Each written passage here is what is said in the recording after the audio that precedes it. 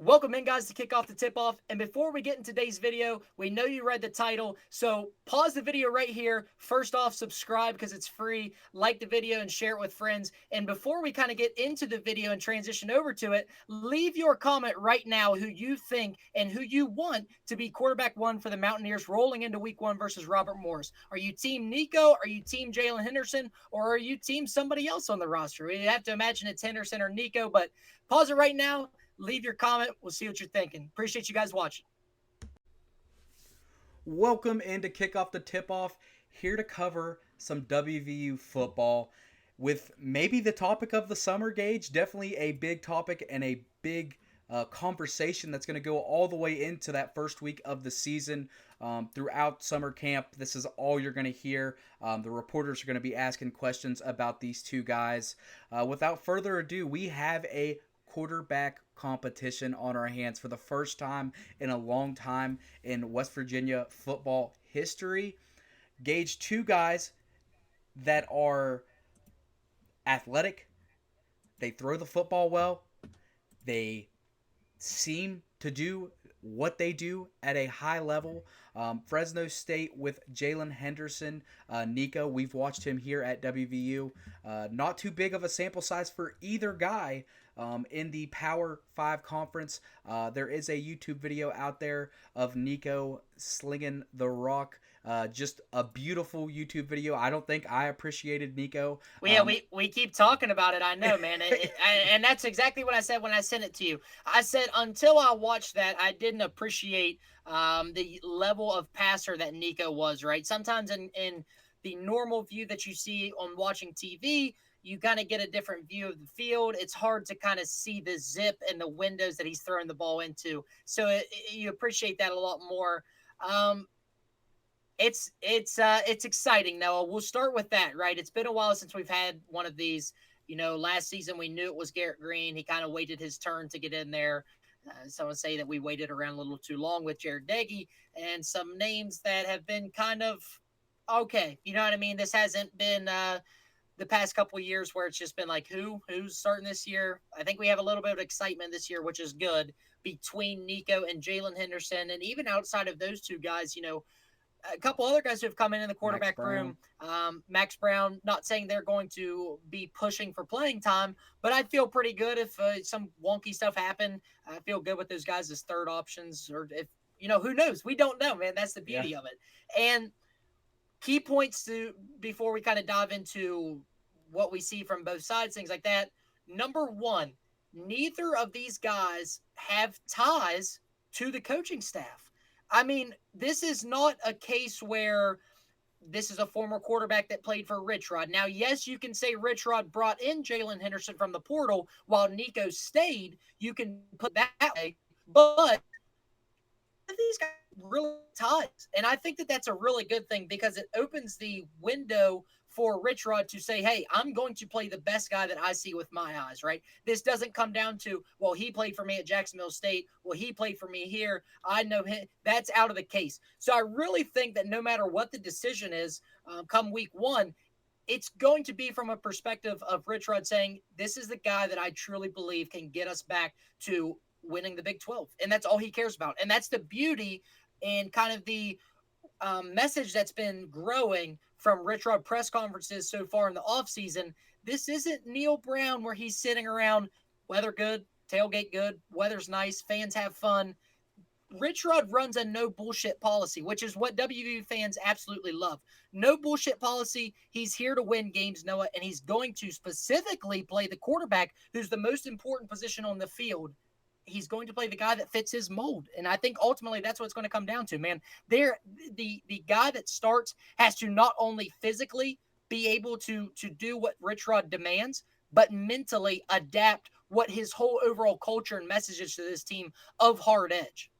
Yeah, and I think that's a big thing to hit on, Gage, whenever you were saying there that he's going to play the best guy available, right? He's going to play the best guy that gives us a shot to win game one, as he's going to do with game two, game three, so far, you know, for the whole season, right? If Nicco comes out and has a rough start, or Jaylen, whoever gets that first game, and they have a rough start, he's not going to be afraid to, saddle up a different horse there. That's not what he's going to be afraid to do. So when you're looking at the system, you have to know that you're going to get the best available quarterback to start football for you that week. And I think that's something that we saw with the Neil Brown era, that he was which he was a player's coach. He treated the players very well. Sometimes, maybe to an extent that he treated them too well, where there was too much loyalty and he wasn't able to, cut a tie or say, hey, look, right now you're not the best man for this job and we've got to move on in another direction.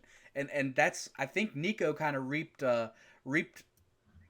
from that. Like, he didn't get the fairest shot over the years, because after watching those clips, and obviously we will see, time will tell, watching those clips in that YouTube video, I mean, it doesn't take a rocket scientist to know that Nicco can throw the football better than Garrett Green could. And that's no rip on Garrett Green, but that's just stating facts. Yeah, great take, Noah. I think it got to a point last year where Mountaineer fans were kind of like, when is something going to change, right? The definition of insanity is trying the same exact thing time and time again and expecting different results. And it's kind of what happened last year. It was just kind of the same story week after week. And one thing that we keep kind of preaching is Nicco has yet to lose a game that he starts for us. And I think that really means something, considering the past couple years here and what we've saw from the quarterback position. And once again, like you just said, and we've been preaching about his throwing, right? A crazy stat to talk about here this past season in 2024. He had 56 pass attempts. So like I just talked about in last video, it's a small sample size, not only for Nicco, but both of these guys. In 56 pass attempts, Noah, he had 153.5 passer rating. And for people who don't know what passer rating is, to first off, just kind of put it in perspective, an average passer rating for a college quarterback is roughly around 80. So again, small sample size, 56 pass attempts, but 153. And I mentioned that where I think if we saw a large sample size of him, he would be a quarterback that takes care of the football first and foremost. I don't think we'd see a lot of turnovers from him, specifically in the pass game. He's seriously really accurate with an underrated arm, in my opinion. That was kind of what caught my eyes as I continued to watch more film on him. Now, when you look at an overall athlete, I think Henderson passes the eye test. And when you kind of dive into former Rich Rod offenses, the guy he likes, it's a toss-up. We've saw quarterbacks that kind of mold the Henderson style, and then we've also saw quarterbacks like this past season, Tyler Huff for Jacksonville State, who look more like Nicco. So it's seriously this open door competition where I think every day, if both guys are performing at a high level in practice, this has to be something where Rich Rod is in his office, hat off, like, it would be so promising for Mountaineer fans if this is a so hard decision for Rich Rod that it has him staying up late at night. That's the best way to put it. If this is causing him sleepless nights, I feel like we're in really good hands. Oh, and a big thing to realize here, Gage, and this is just from an athlete's perspective, iron sharpens iron, right? So when you have two guys that are, playing at an elite level, that are practicing at an elite level, they're making the right decisions with the football. They're making the throws they should throw. They're throwing the ball away when they're supposed to throw the ball away, or they're pulling it down and they're getting 3 yards and getting out of bounds and not taking negative plays. That is what you're looking for, and it's only going to make each quarterback better in the situation. Jaylen is kind of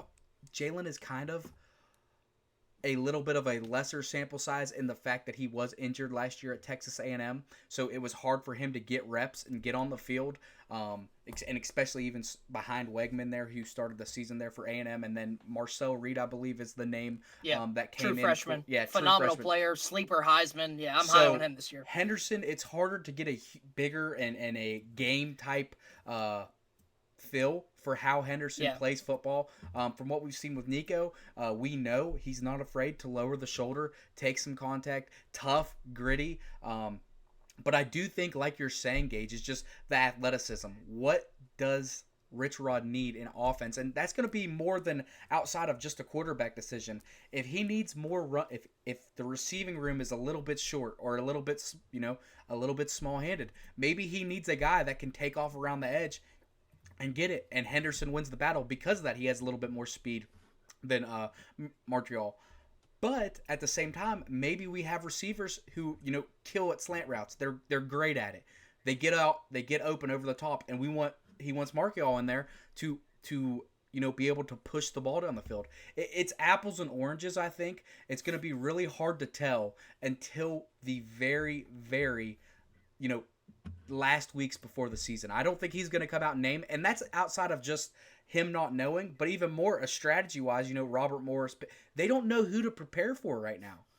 It won't matter anyway, but I understand what you're saying. But team, yeah, I mean, and it'll even benefit, right, that week one, we'll definitely see both. That's just kind of how it is if things are going smoothly. Or even if they're not going smoothly, we'll see both quarterbacks anyway. Kind of believe that will kind of be the trial run for both of those guys, because I truly believe that Jaheim White will probably have about 250, 300 yards. That'll kind of be the staple of, like, we're going to dominate the run game from week one.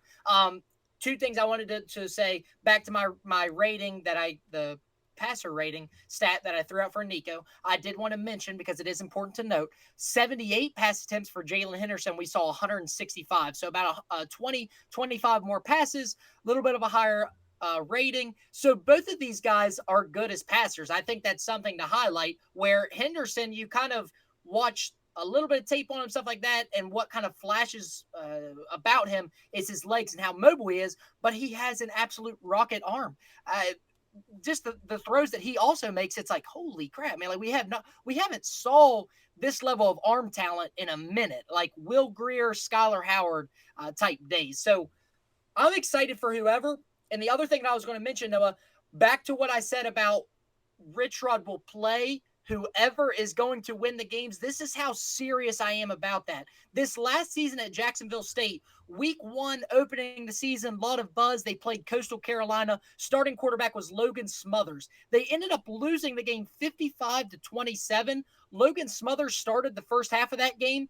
He didn't play the rest of the season. He got benched at halftime, and Tyler Huff started from that point on. So that's how serious Rich Rod is about this quarterback position when he finds the guy that is getting shit done for him. So that's what's so important about this. It's just like, I would hate to be in Nicco and Henderson's shoes. While, yes, this is an amazing opportunity for you, it's like, man, like I even if I get this job, right, I can't mess it up. I can't screw up. And both of these guys are so good that whoever does win the battle, the deemed quarterback battle, it's like, this guy's right on my heels, man. I can't mess up. Iron sharpens iron. And at the end of the day, man, this is going to be it's going to be a toss up, and I wouldn't be surprised that, we're going to see both of these guys in regular season games, and until we see one kind of outshine the other. Yeah, it'll be very interesting to see offensively the scheme that they go with, and you're going to see that maybe not week one, maybe not even. I think you're actually going to see this definitely. They're going to have to get a culture, or not even say a culture, but they're going to have to build an identity as to who they are offensively, and that's who you're going to see take that quarterback role. We know that Rich Rod is going to run the football. We know that. If it's not broke, don't fix it. He's had a phenomenal run games for however many years now, so he's not gonna break that. But depending on strengths around the quarterback room, that's who you're gonna see get this starting job.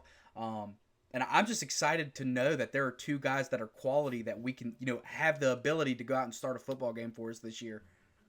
Yeah, 100%. And last question I'll ask, and we'll wrap it up. Something to think about, right? In your eyes, Noah, with the surrounding supporting cast that is going to be projected for West Virginia, from Jaheim White, Knighton from SMU, Cam Vaughn, Jaden Bray, and then the kind of revolving door of Fox, Weimer, Cyrus Straw, a couple of these wide receivers, who in your eyes kind of fits the mold of playing quarterback with those guys better? Is there one just kind of on paper that you think molds and meshes with these guys a little bit better? I know it's hard to project that because we don't know what all of these guys look like in a Rich Rod offense, but does something kind of stand out to you? I can't give an honest, a fair assessment in this system because of the small sample sizes we have both. Just go with my gut feeling, I guess I'll say, in the sense of who do I see in the offense and navigating it a little bit better off rip. I think it's going to be Nicco for me because I've saw him work with a lesser wide receiver room, I guess I'd say, or underutilized receiving room in the previous years, point. And he was able to get things moving. I think we have a better receiving core this year. Definitely more depth in that receiving core this year. And I think just knowing what Nico's been able to, it just speaks volumes on him staying too, right? So like, he's bought in. Not saying that Henderson isn't, and he's going to have every second to prove that. And if Henderson is the better guy, I hope he comes out and starts game one. I want to make that evidently clear. But yeah, I know these type of videos are so controversial because it's like you want to side with one guy, but you love both. So yeah, literally, yeah, I don't care if both of these guys are duking it out and they're at the same level. Flip a coin, man. That's kind of where I'm at. But at yep. the end of the day, when we actually start the season, we get things rolling. You have to see results. This is a results oriented business. Wins and losses define careers, coaches, players, everything like that. So when the moment comes, lights come on, let's go, man. That's kind of where it's at. And like you said, this is going to be leading up all the way till Rich Rod announces something, and We'll it'll probably be something cover to watch. this exact topic 2 or 3 more times as we're starting to get pressers coming out of Rich Rod's summer camp, and he, maybe he's saying this, and we have to react to what Rich Rod said here, or vice versa.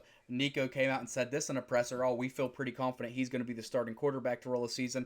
Vice versa with Henderson. So I don't know when we'll know, and I think it's going to be, like I said, later. Maybe 2 weeks before the game, they're going to have to say, all right, it might be flipping a coin gauge. I don't know, but it will be very, very exciting to see who takes the snaps this year to start off the season. And I don't think there's a wrong answer until proven that way.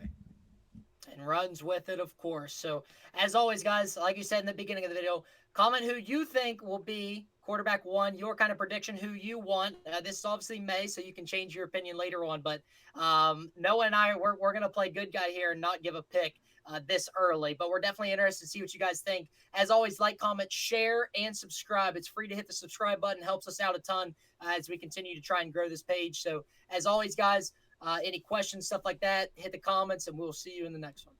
Yes, sir.